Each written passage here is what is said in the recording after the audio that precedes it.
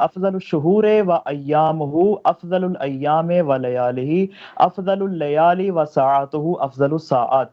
آپ نے ارشاد فرمایا کہ یہ مہینہ سارے مہینوں سے افضل ہے، اس کے دن سبحان اللہ. سارے دن سے افضل ہیں، اس کی راتیں باقی تمام راتوں سے افضل ہیں، اور اس کا ایک ایک لمحہ باقی تمام لحظات اور لمحات سے افضل ہے.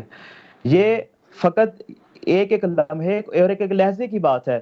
آگے پھر ارشاد فرمایا کہ ہوا شعر دعیتم فیہ الی ضیافت اللہ، کہ یہ ایسا مہینہ ہے کہ جس میں تمہیں خدا کی سبحان اللہ. دعوت کے لیے بلایا گیا، یعنی خدا تمہارا میزبان بنا. اور کیسا میزبان بنا ہے کہ جعلتم فیہ من اہل کرامت اللہ، کہ جس کریم اللہ نے اپنے لیے یہ پسند فرمایا ہے کہ وہ اپنے پیارے بندوں کو اپنی بارگاہ میں مہمان ہے. انفاسکم فیہ تسبیح